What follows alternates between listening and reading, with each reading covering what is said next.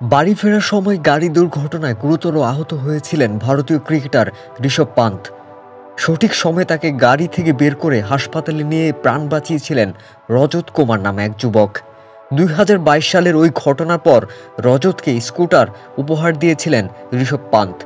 সেই রজত প্রেম সংক্রান্ত জটিলতায় বিষ পানে আত্মহত্যার চেষ্টা করেছেন। তাকে বাঁচানো গেলেও মারা গেছেন তার প্রেমিকা। গত 9 ফেব্রুয়ারি উত্তরপ্রদেশের মুজাফফরনগর জেলার বুছা বস্তি গ্রামে এই ঘটনা ঘটেছে বলে জানিয়েছে সংবাদ মাধ্যম এনডিটিভি। রজত ও তার প্রেমিকা একসাথে মিলে বিষ ছিল।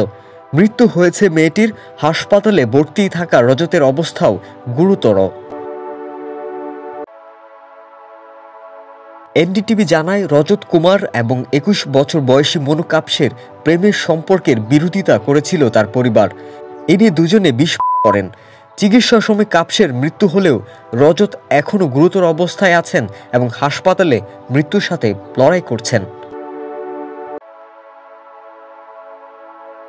প্রতিবেদন বলছে, তাদের পরিবার জাতিগত পার্থক্যের কারণে প্রেমের সম্পর্ক মেনে নিতে অস্বীকৃতি জানিয়ে অন্যত্র বিয়ে ঠিক করেছিল। এই প্রত্যাখ্যান তাদের আত্মহত্যার দিকে ঠেলে দিয়েছে বলে অভিযোগ। কাপসের মৃত্যুর পর তাদের মা অভিযোগ করেছে রজত কুমার তার মেয়েকে অপহরণ করে বিষ প্রয়োগ করেছে।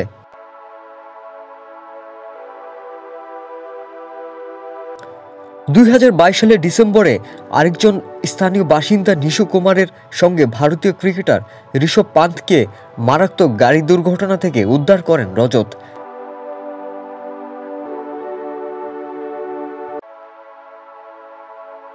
ঋষভ পান্ত দিল্লি থেকে উত্তরাখণ্ড যাচ্ছিলেন। ঠিক তখনই তার গাড়িটি ডিভাইডারে ধাক্কা লাগে এবং আগুন ধরে যায়। এতে তিনি গুরুতর আহত হন।